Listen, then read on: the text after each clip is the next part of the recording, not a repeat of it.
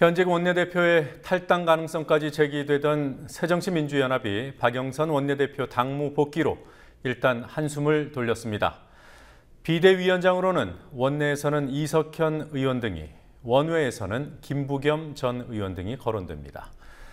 세월호 유가족 중 일부 임원이 대리기사 폭행 사건에 연루되면서 임원진 전원이 사퇴하는 일이 벌어졌습니다. 일방적인 집단 폭행이 맞는지 아니면 시비 과정에서 일어난 우발적인 쌍방 폭행인지는 아직 단정하기 어렵습니다. 비리사학재단의 복귀를 막는 원칙이 있습니다. 뉴스K는 교육부가 이 원칙을 사문화시켜서 비리재단의 복귀가 가능해졌다는 또 다른 사실을 확인했습니다. 뇌물과 횡령에 대해 경미에서 원칙 적용 대상이 아니라는 교육부 입장 저희가 확보했습니다. 이 밖에 초중고교 9시 등교 논란도 취재했습니다. 그리고 뉴스혹에서는 모독을 얘기한 박근혜 대통령이 과거에 어떤 식으로 현직 대통령을 공격했는지 상세히 보도합니다. 9월 17일 수요일 뉴스K 잠시 후에 시작하겠습니다.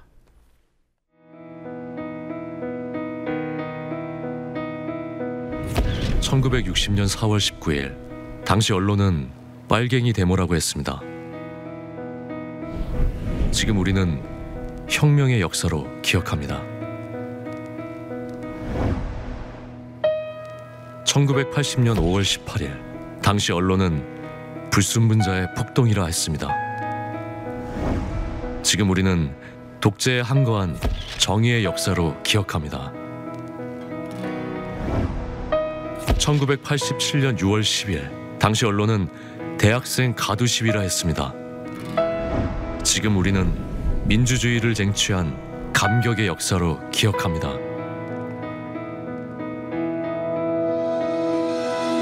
백 없고 돈 없는 노동자, 서민, 학생들이 스스로 타올라 역사를 만들었습니다.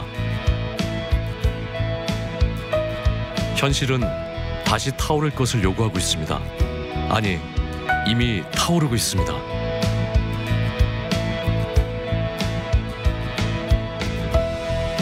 빨갱이를 종북으로, 불순분자를 외부 세력으로, 언론은 말만 바꿨을 뿐 역사를 부정하고 있습니다. 2014년 4월 1일 국민TV가 개국한 이유입니다. 국민TV는 역사를 역사로 기록하겠습니다.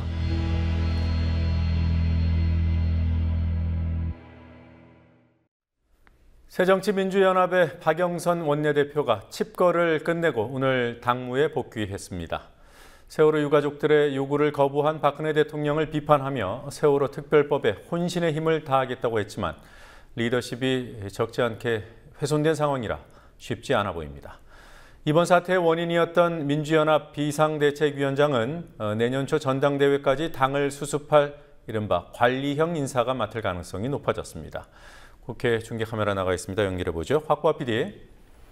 탈당까지 거론했던 박영선 민주연합 원내대표가 칩거를 끝내고 모습을 드러냈습니다. 나흘 만이죠? 네, 그렇습니다. 박영선 원내대표가 오늘 오후 2시 30분 기자회견을 열어 당무 복귀를 선언했습니다. 탈당 고민을 했었던 사실도 인정했고 그간의 심경을 토로하기도 했습니다. 직접 들어보시겠습니다.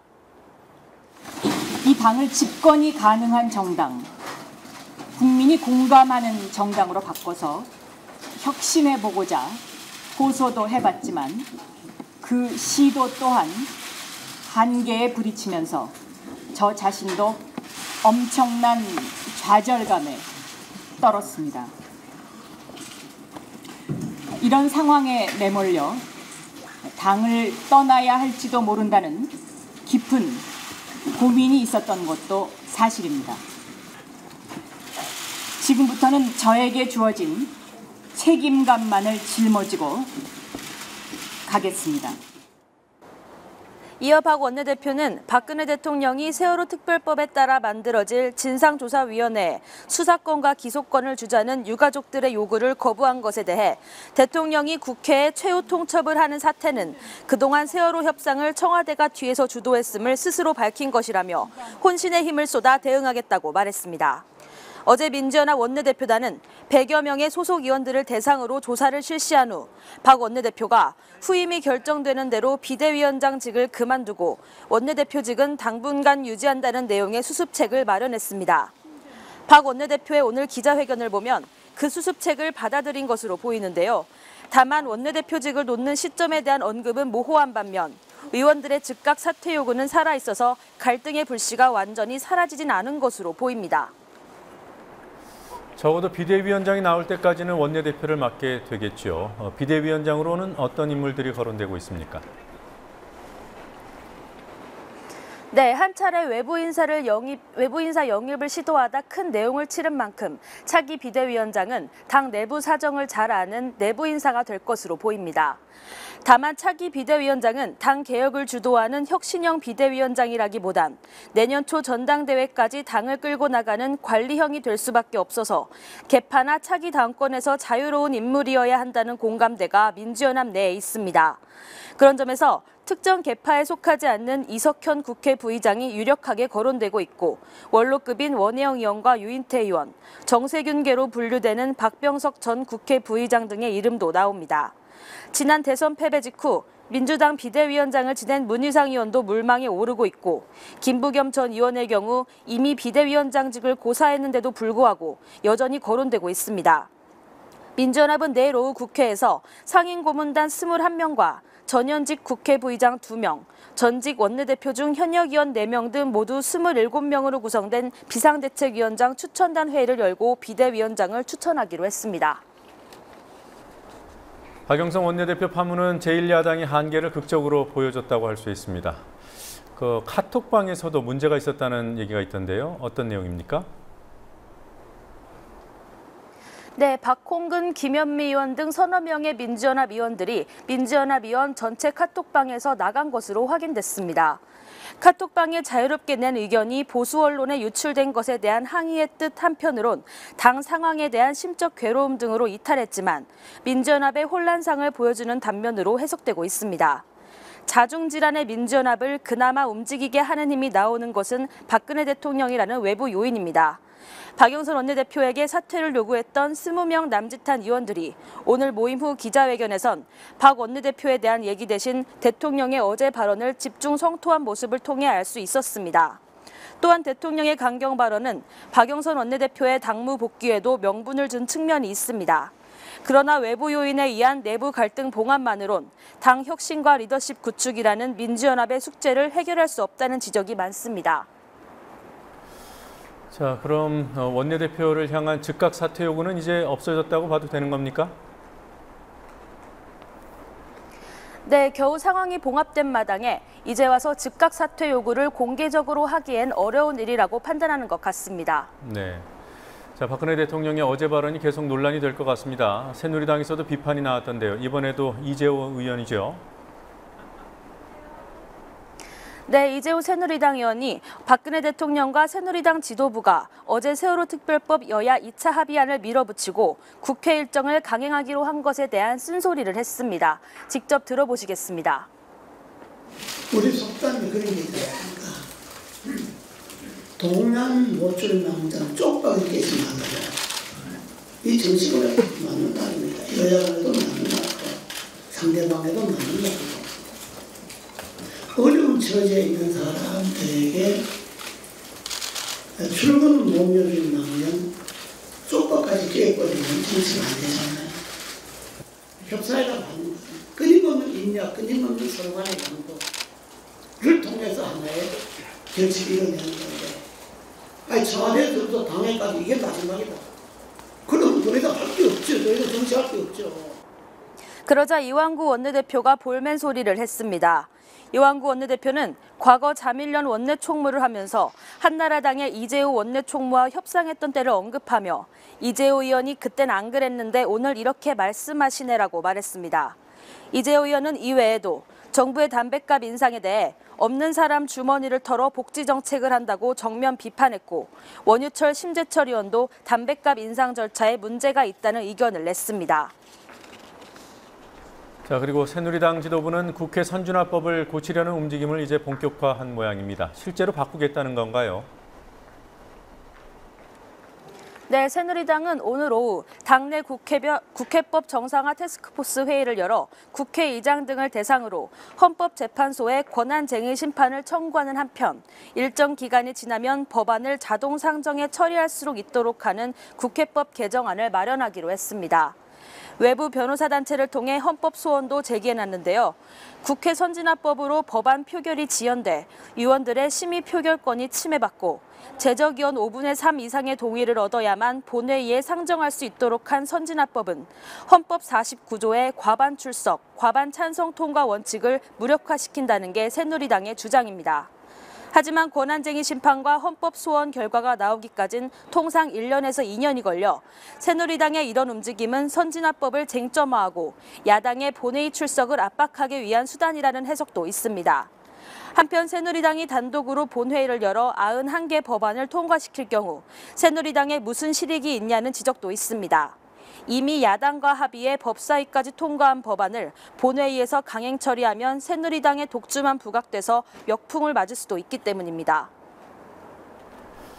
새누리당이 장애인에게 폭언을 해서 파문을 일으킨 박진식 부대변인을 해임했죠. 얼마 전 철도 부품 업체로부터 뒷돈을 받은 수석 부대변인이 제명된 데 이어서 또 부대변인 발생을 일으켰습니다.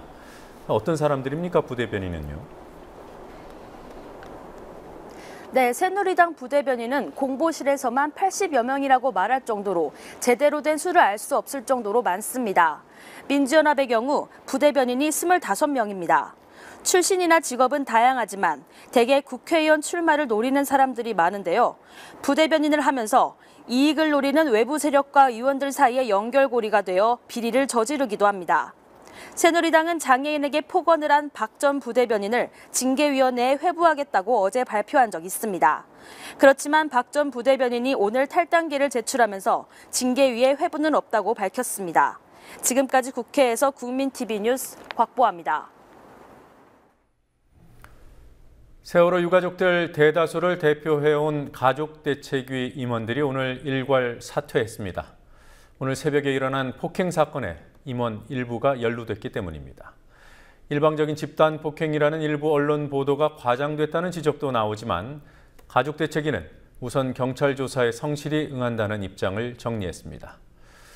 교육부가 전국시도교육청에 세월호 추모 리본 달기를 금지하라는 공문을 보내서 논란이 되고 있습니다. 새누리당에서도 정부가 정신이 있는 거냐 이런 비판이 나왔더군요. 세월호 사건 취재하고 있는 취재 PD 연결합니다. 윤이나 PD. 네, 윤이나입니다. 네, 가족들이 해명보다는 사과와 사퇴를 먼저 했습니다. 해명은 전혀 없었습니까? 네, 가족대책위는 이번 일로 실망하신 유가족과 국민 여러분들께 진심으로 사과의 말씀을 드린다고 밝혔습니다. 가족대책위는 몸과 마음의 상처를 입으신 기사님과 시민분들께 깊은 사죄를 드린다며 관련자 5명은 내일 오전 중 경찰 조사에 성실하고 솔직하게 임할 것이라는 내용의 보도자료를 내놨습니다. 또 이 사건으로 위원장과 부위원장, 대변인까지 포함해 임원진 9명이 전원 사퇴했습니다. 가족대책위는 오늘 2시간 동안 긴급 임원회의를 진행했지만 폭행 상원의 사실관계에 대해서는 구체적인 해명이나 주장을 내놓지는 않았습니다. 언론 보도가 과장됐다는 주장도 있죠. 사실관계를 다 인정하는 겁니까? 그렇지는 않습니다. 다만 폭행 사건에 연루된 것 자체를 중대한 문제로 인식해 임원진 전원 사퇴를 결정한 것으로 볼 수 있습니다. 또한 폭행의 정도나 책임의 경중과 무관하게 피해자가 있기 때문에 사과를 먼저 한 것으로 보입니다. 이와 관련해 법률 대리인인 박주민 변호사는 일방적인 폭행은 아닌 것으로 안다며 사실관계를 구체적으로 확인해 하루 이틀 내에 입장을 발표하겠다고 밝혔습니다. 자, 경찰 조사는 어떻게 이루어지고 있습니까? 서울 영등포경찰서는 오늘 새벽 0시 40분쯤 서울 여의도동에서 세월호 유가족 5명이 대리기사를 폭행하고 이를 말리던 행인 2명도 폭행했다는 신고를 받아 조사를 하게 됐다고 밝혔습니다. 대리기사 이모 씨는 현장에 도착한 후 대기 시간이 길어져 말싸움이 붙었고 이 과정에서 유가족들로부터 폭행을 당했다고 진술했습니다. 이 씨는 현재 부천의 한 병원에 입원해 있는 것으로 알려져 있고 부상 정도는 확인되지 않고 있습니다. 경찰이 가해자로 보고 있는 유가족들 중에서도 대책위 위원장이 오른손목 뼈를 다치고 수석 부위원장이 이가 부러지는 부상을 당해 병원에 입원해 있다고 유가족 측이 밝혔습니다. 유가족 부상에 대해서는 스스로 넘어져 다쳤다는 목격자의 진술과 가격이 있었다는 주장이 엇갈리고 있습니다. 네, 어쨌든 이번 사건으로 가족대책위 전 임원진이 사퇴를 했으니까 부인 뽑는 일도 만만치 않을 것 같습니다. 또 농성장이 세 곳인데요. 유지에 어려움이 생기는 건 아닌지도 궁금합니다. 어떻게 되는 겁니까? 네, 가족대책위는 이번 주 일요일에 열리는 가족총회에서 새로운 집행부를 구성한다고 밝혔습니다. 다만 공석이 된 9명 전원을 선출할 수 있을지 장담하기 어려운 상황입니다. 그리고 농성장은 그대로 유지한다는 입장입니다.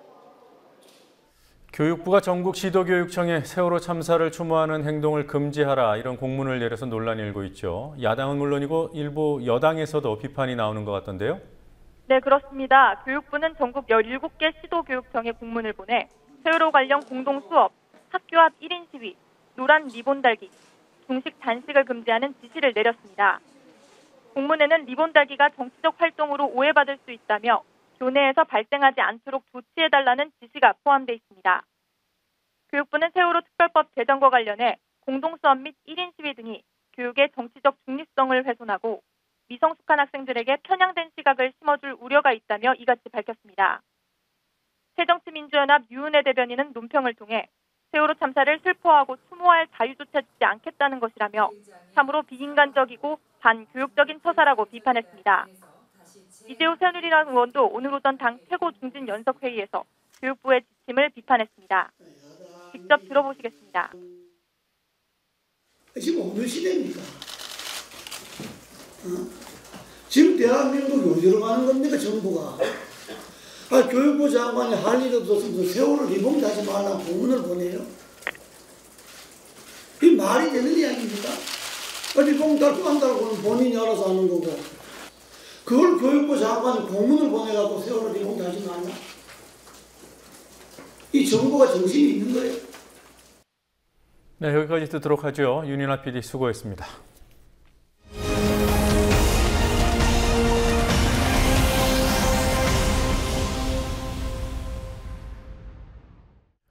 (10년) 전 사학 비리로 퇴출된 손종국 전 총장 측이 경기대 재단을 장악하게 됐습니다. 비리 전력이 있는 재단의 경우 이사 추천권을 제한한다는 원칙이 있지만 교육부는 경기대 재단의 과거 비리가 경미해서 이 원칙을 적용할 필요가 없다는 입장을 뉴스K 취재팀에 밝혔습니다. 상지대에 이어 또 원칙이 사문화됐습니다. 교수 채용 대가로 억대의 뇌물을 받고 교비를 횡령한 것이 경미하다는 교육부. 이제 드러내놓고 비리사학재단에 면죄부를 주고 있습니다. 김현주 PD가 단독 보도합니다. 3대4 경기대학교 재단이사 7명을 옛 재단 측과 기타로 나눈 비율이었습니다. 10년 전 사학비리로 퇴출된 옛 재단 측이 3명의 이사를 추천해왔고 교수와 교직원이 2명, 그리고 나머지 2명은 교육부가 추천한 인사로 구성돼 있었습니다. 하지만 3대4의 비율이 4대3으로 바뀌었습니다. 지난 6월 교육부 측 2명의 이사 중 임시이사로 재직하던 1명이 임기 만료로 사퇴했고 지난달 교육부의 사학분쟁조정위원회에서 임시이사 자리를 정이사로 바꾸면서 추천권을 옛 재단에 넘겼습니다. 경기대학교가 지금 정상화하는 것이 정이사로 가는 것이 시기가 적절하냐 그렇지 않느냐라는 의견을 저희들이 요청해왔고 구성원 모두는 지금 현 상황에서 정이사 체제는 시급하지 않다라는 답변을 했습니다. 그럼에도 불구하고 이것이 8월 4분위에서 완전히 무시되고 구재단에게 1명의 정이사를 줘서 4대3 구재단이 학교를 장악할 수 있는 그런 결정을 내렸습니다. 이 결정이 비리로 인해서 학교 경영에 명백한 장애를 일으킨 경우 해당 재단 정이사 추천권을 제한한다는 사본위의 정상화 심의 원칙에 배치된다는 지적이 나오지만 교육부는 옛 재단의 과거 비리가 경미해 문제가 없다는 입장입니다. 단순히 이제 경미한 비리라든지 이런 걸 다 포함하는 건 아니고요. 비리 중에서도 비리로 인해서 학교 경영에 이제 중대명백한 장애를 발생하게 하거나, 그다음에 파렴치 범죄, 반인륜 범죄. 그러면은 이번에 속하지 않은 이유는 이 비리는 그 정상화 심의 원칙에서 말한 비리가 아니라는 말씀이죠? 그 정도 수준은 아니다라는 거죠.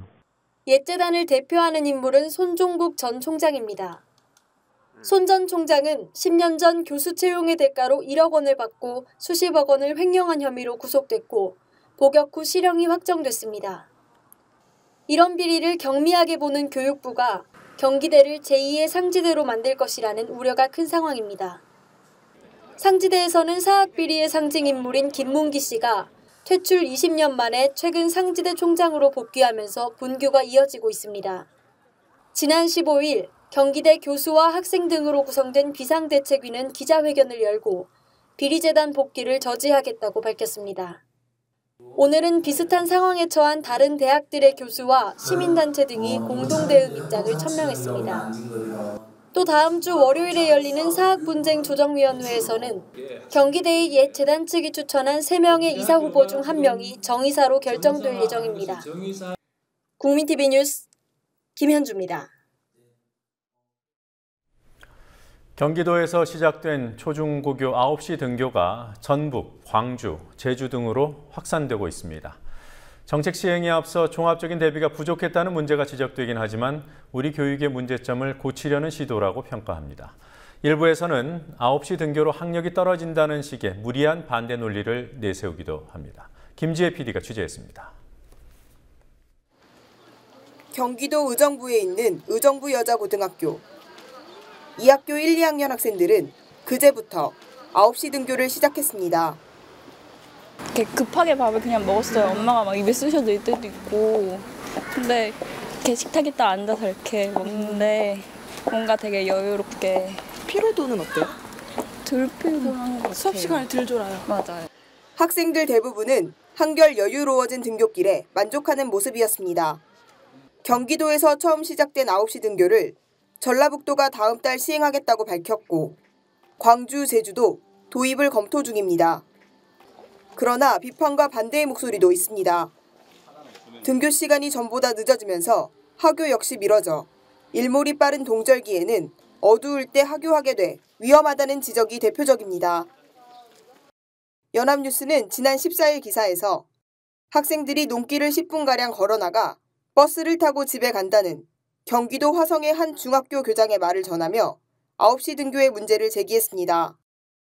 하지만 9시 등교를 해도 대다수 초등학교와 중학교의 하교 시간은 20-30분가량 늦춰지는 정도고 고등학교의 경우도 오후 5시 무렵이면 수업이 끝납니다.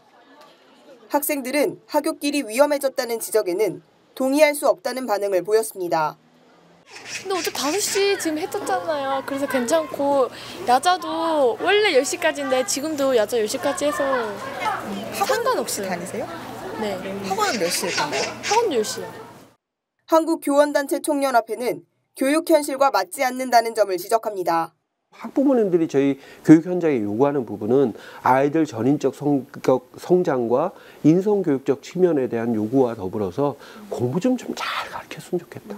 그런 측면에서 중학교나 특히 고등학교 같은 경우에는 좀 수업 시간 부분에 대한 타이트함을 통해서 아이들 좀 지식적 또 입시 준비할 수 있는 그런 노력을 헌신과 열정 그런 부분을 선생님들이 해야 될 책무가 있는데 그런 부분이 상당히 좀 약화되는 계기가 될 거다. 특히 이제 또 하나의 논란 부분이 이제 아이들 저거 아니겠습니까? 학력 저하 문제라든지 이런 부분도. 하지만 등교 시간이 9시로 늦어져 학력이 떨어진다는 주장은 입증된 바 없습니다. 교총은 또 경기도 교육청이 9시 등교를 너무 급작스럽게 도입했다고도 말했습니다. 학교의 그 교육 과정이라는 게 1년 단위로 구성이 되지 않습니까? 근데 왜 중간에 또 갑자기 9시 등교 부분을 전격적으로 하셨냐는 거죠. 그러니까 한번 이게 해보면 1년 단위 부분 차원에서 한번 시범을 해보면 그 부분에 장단점이 나올 거란 말이죠. 그러고 나서 구안 적용해도 되지 않았겠느냐. 그런 부분에 상당히 아쉬움이 있는. 도입 과정에서 절차상 아쉬움이 있었다는 지적은 9시 등교에 찬성하는 이들도 동의하고 있습니다. 9시 등교에 따라 초래될 여러 변화에 대한 교육청의 대비가 부족했다는 점도 취재 과정에서 확인됐습니다. 불편한 점심시간이 늦어져서 애들이 배고파해요. 학원을 다닌다는 친구의 이야기를 들어보면 학교가 늦게 끝나서 학원을 늦게 가니까 그만큼 학원에서 1시간을 공부를 더 시킨다고 하더라고요. 경기도교육청은 점심시간은 각 학교 교장이 재량으로 결정할 일이고 학원 문제는 기존대로 문제점이 있으면 단속하고 있다고 말했습니다.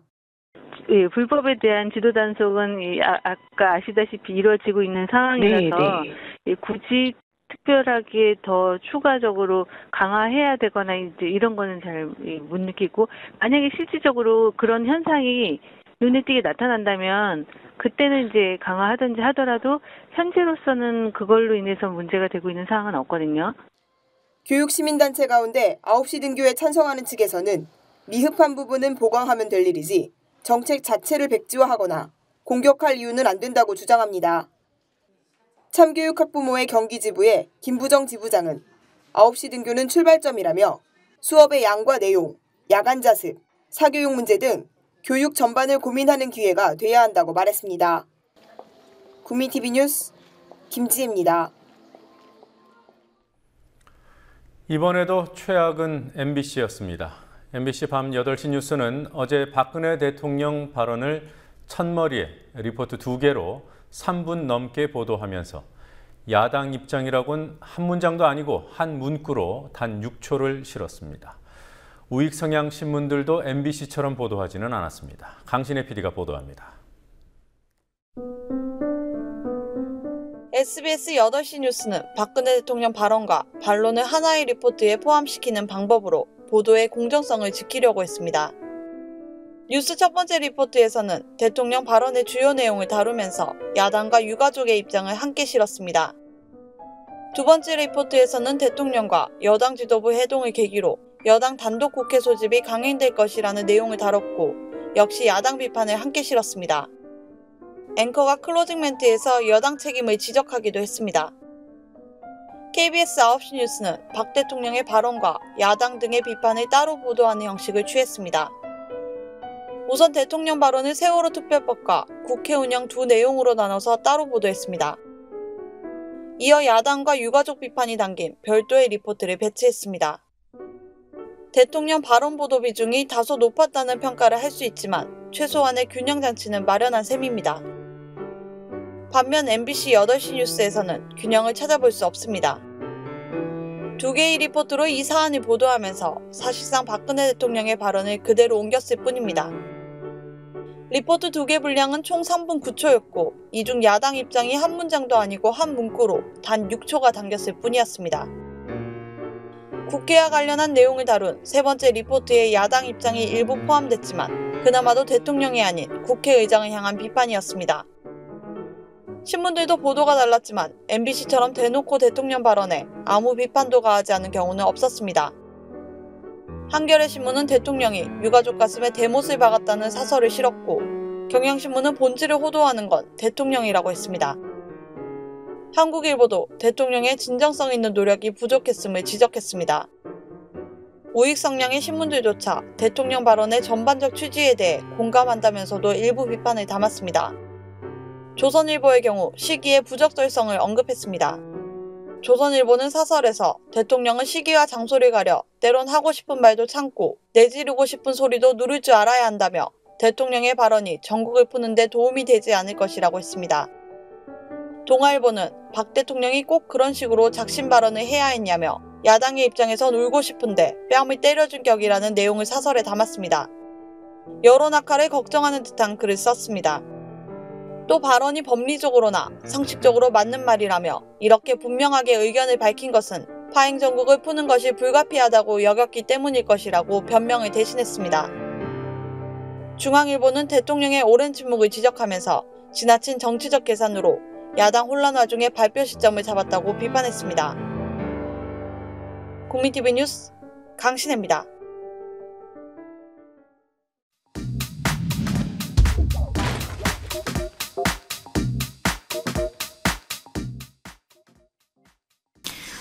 국민을 대표하는 대통령에 대한 모독적인 발언도 그 도를 넘고 있습니다.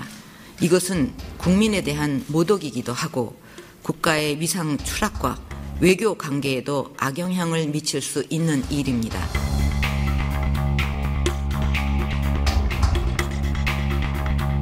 한나라당 의원들이 당내 연찬회에서 정치 풍자극을 통해 노무현 대통령을 무능한 가장으로 묘사하고 욕설과 성적 비하적 표현까지 사용해 논란을 빚고 있습니다. 미국 사람들도 욕을 하는 뭐 이런 개참놈이 다 있어. 아니, 이점 가면 막 가자는 거죠? 야! 가면으로 태어났으면 불알까지 해야지. 그러니까 육실할 놈.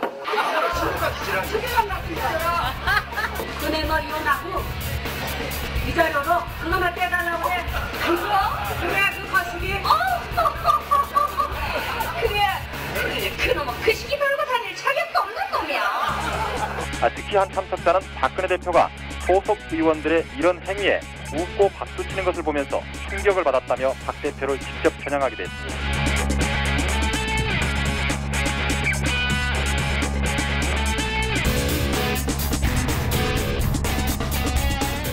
중산층과 서민의 파탄으로 양극화를 심화시킨 현 정권이 반성은커녕 이제는 세금 폭탄으로 나오고 있는 것입니다.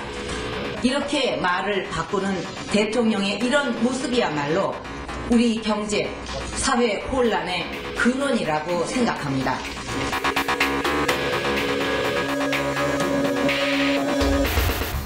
가장 격한 반응은 박근혜 전 한나라당 대표에게서 나왔습니다. 선거밖에 안 보는 참 나쁜 대통령이라고 비난했습니다. 어떻게든지 집권 연장을 위한 그거로 수단 방법을 가리지 않고 거기에 올인을 하고 있기 때문이라고 생각합니다. 권력자들의 쌩얼을 드러내는 이런 그 역할을 하는 것이 바로 언론이고 여러분들이라고 저는 생각을 합니다. 그리고 여러분을 통해서 이 쌩얼을 드러내는 것을 두렵게 생각하지 않아야 진정으로 국민 앞에 당당한 지도자가 될 수 있다고 생각을 합니다. 국민 앞에 숨길 것이 없고 부끄러울 것이 없다면 그 언론인과 싸울 일이 없다고 생각을 합니다.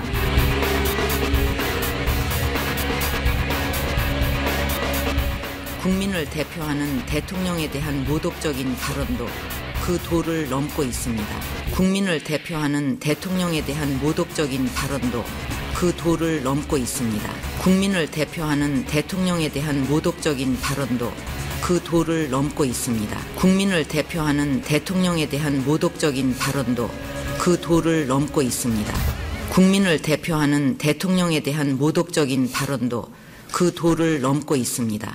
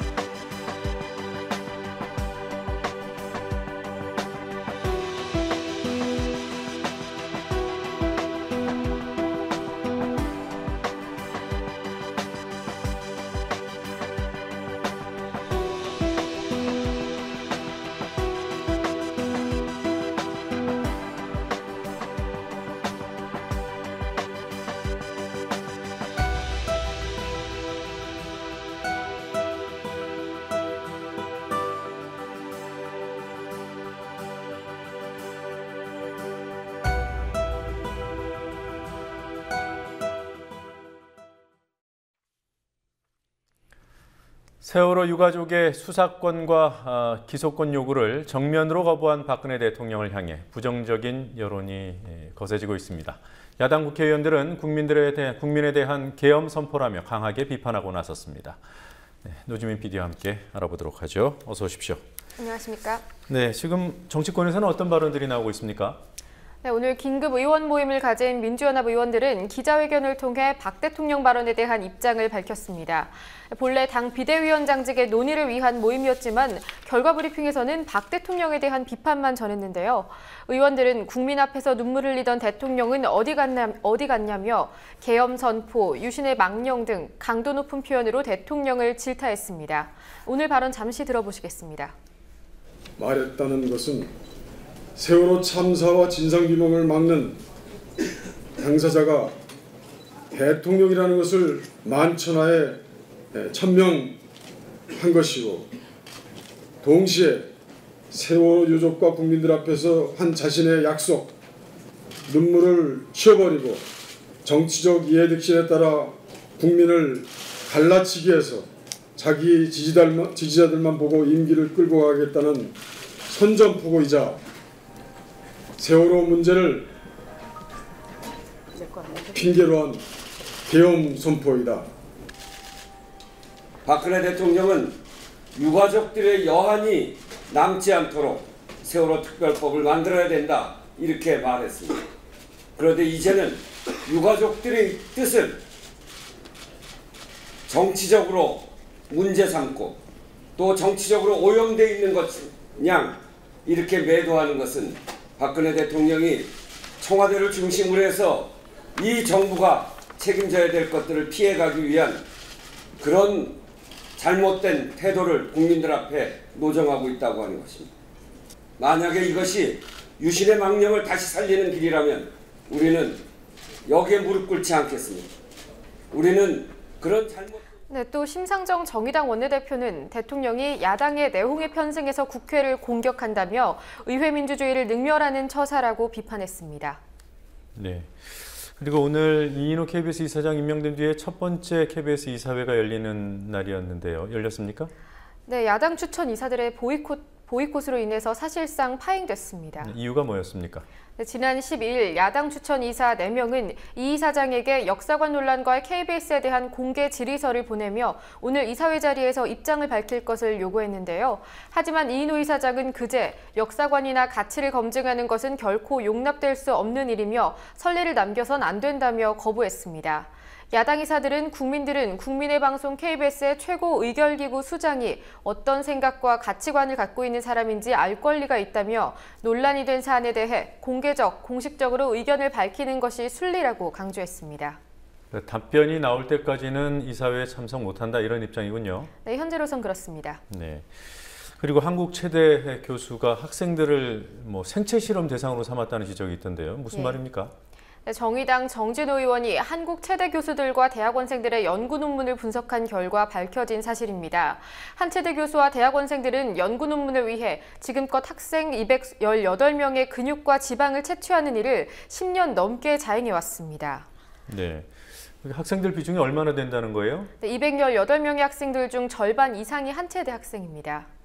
네. 일부 교수들은 학생들에게 A 학점을 주겠다며 실험 참여를 권유, 의료진 없이 직접 멀쩡한 근육과 지방을 추출했습니다.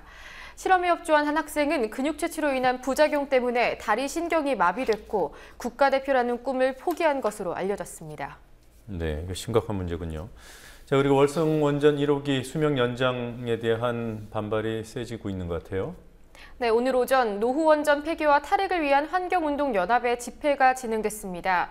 집회 도중 환경연합 소속 전문 산악인 2명이 프레스센터의 20층 옥상에서 현수막을 펼치며 하강하는 아찔한 퍼포먼스를 펼쳤습니다. 하강 퍼포먼스는 약 30분간 진행됐는데요. 지상으로 내려온 산악인들은 곧바로 경찰에 연행됐습니다. 환경운동연합은 위험한 노후원전에 대해 소극적인 언론의 관심을 환기시키고자 이러한 퍼포먼스를 기획했다고 밝혔습니다. 네, 전문 산악인인 건 맞죠? 네, 그렇습니다. 네. 그리고 뉴스타파가 간첩 조작 사건에 대해서 심도 있는 보도를 하지 않았습니까? 여기에 대해서 국정원이 손해배상 소송을 제기했고요. 네. 결론이 나왔군요. 네, 신모 씨 등 국정원 직원 3명, 지난해 뉴스타파가 보도한 합신센터에서의 협박, 감금, 폭행 등을 하지 않았다며 김용진 대표 등을 대상으로 1억 5천만 원의 손해배상 청구 소송을 제기했는데요. 서울중앙지법은 그 국정원 직원들이 원고로 특정됐다고 볼 수 없고 국정원 수사관이라는 집단에 대한 표현이 원고들 개개인을 지칭한다고 보기 어렵다며 청구를 기각했습니다. 뉴스타파가 간첩 조작 의혹을 제기해온 유우성 씨 사건은 1, 2심에서 모두 무죄로 판결됐습니다. 네, 그러니까 소송을 제기한 사람 자체를 특정하기가 어려운 소송이었군요. 네, 그렇습니다. 그리고 지난 5월에 발생했던 고양 종합터미널 화재 사건, 그 원인이 무엇으로 확인됐습니까? 네, 검찰이 오늘 종합적인 인재였다고 밝혔습니다. 검찰은 오늘 고양터미널 화재 참사의 책임자로 설비공사 현장 소장과 가스배관공사 작업반장 등 7명을 구속 기소하는 한편 발주업체와 건물관리업체 등 7개 업체 관련자 18명을 불구속 기소했습니다. 검찰은 사고 당일 가스배관 용접 작업 진행 중 가스가 누출됐고 이 가스에 용접 불꽃이 튀어 발화된 불길이 마감재인 우레탄 폼에 옮아붙었다고 밝혔습니다. 네. 그 우레탄 폼에 불티가 옮겨 붙었을 것이다. 이런 보도는 뉴스K가 화재 직후에 보도를 했습니다. 그 내용하고 같은 결과가 나왔군요. 네, 그렇습니다. 또한 사고 직후 현장을 둘러본 건설 노동자는 당시 전기, 가스 등 분야별로 공사를 나누어 발주할 때 필요한 종합적인 공사 계획이 없을 것이라는 점도 지적했는데요. 이 역시 조사 결과 사실로 드러났습니다. 네, 총체적인 인재다 이런 결론입니다. 네. 자. 검찰이 그 산케이신문, 일본 산케이신문 지국장에 대한 수사를 벌이는 데 대한 일본 내부의 반대 여론이 확산되고 있는 모양이에요. 이번에는 문인단체들이 입장을 발표했더군요. 네, 일본의 문인단체인 일본 팬클럽이 어느 나라에서도 정부나 정치인의 행동은 항상 언론의 감시 대상이며 비판의 대상이어야 한다. 이를 위해 언론의 자유를 최대한 완전하게 보장해야 한다고 밝혔습니다.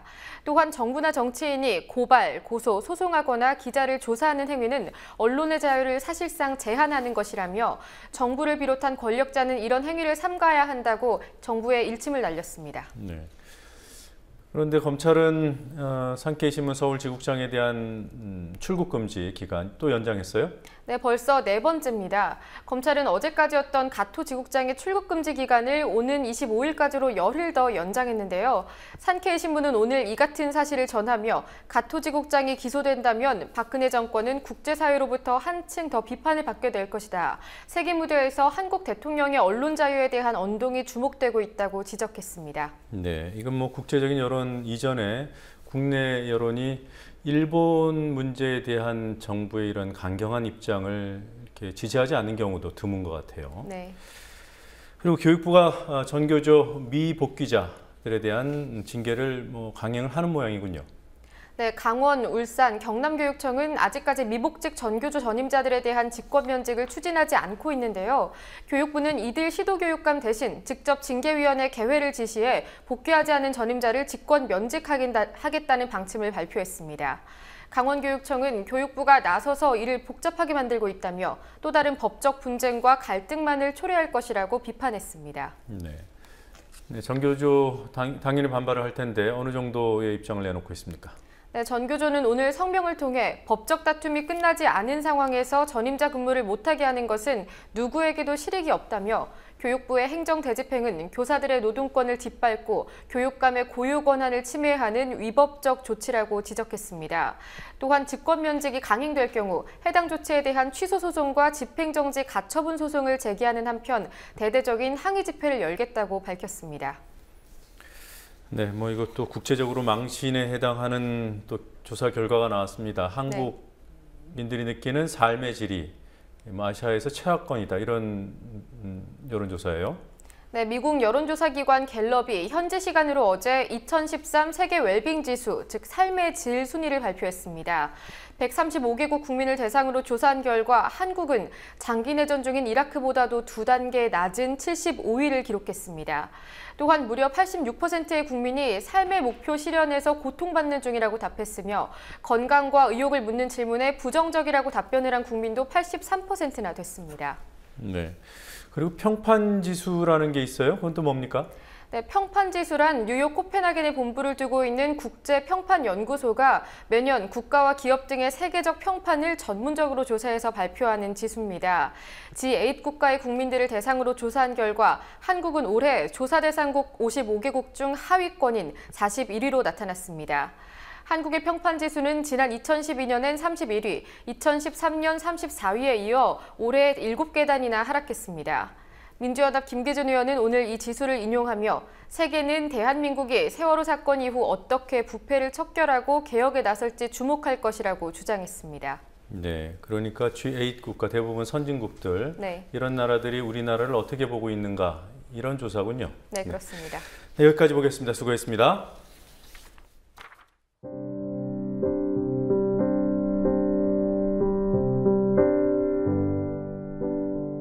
세상 돌아가는 꼴을 보아하니 갈 길이 멉니다.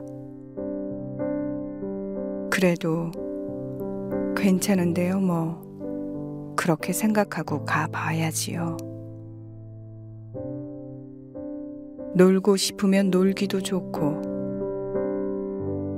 일하고 싶으면 일하기도 좋은 계절입니다.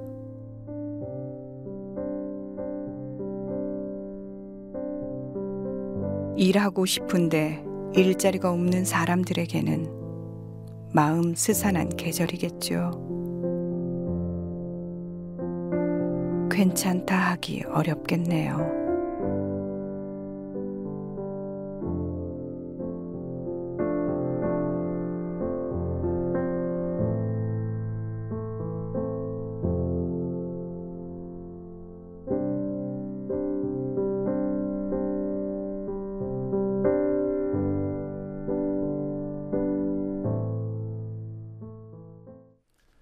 혹시와 설마, 의문이나 의혹에 관한 대화 중에 흔히 사용되는 표현들입니다. 정반대의 의미를 지니는 이들 표현은 대립하는 두 입장을 대변하는 핵심 표현이기도 합니다. 대통령의 7시간 미스터리에 대해 혹시 그런 거 아닐까 하는 의문이 있는가 하면 설마 그렇겠어라는 두 눈이 존재합니다. 검찰이 4월 16일 대통령과 정윤회 씨의 만남은 없었다고 결론을 내렸습니다. 정윤회 씨가 당일 만난 사람은 어떤 한학자고 장소는 청와대에서 멀리 떨어진 곳이라고 합니다. 증거는 정 씨와 한학자의 진술 그리고 휴대전화 발신지 추적 결과라고 하더군요. 이쯤 되면 설마 했던 쪽의 목소리가 높아집니다. 혹시 했던 쪽을 향한 비판도 나오기 마련입니다. 설마 쪽에 동의할 수는 없어도 이해할 수는 있습니다. 하지만 검찰이 그런 결론을 내렸다고 해서 입증이 되었다느니 확인이 되었다느니 이렇게 보도한 언론들은 이해해줘서는 안 됩니다. 입증이나 확인은 언론 스스로 직접 입증하고 확인했을 때만 사용할 수 있는 표현입니다. 스스로 입증하고 확인하기 전까지 모든 사안은 언론과 언론인에게 혹시의 대상일 뿐입니다. 그렇다고 대통령이 정윤회 씨를 만났다고 할 수도 없습니다. 아직은 모든 것이 혹시의 대상일 뿐입니다. 혹시하면서 사실인 양 보도하는 것 죄악입니다. 설마하면서 취재를 포기하는 것 또한 죄악입니다. 언론이 설마 편에 서는 순간 거짓이 정의로 둔갑합니다. 뉴스K 마치겠습니다. 내일 뵙겠습니다.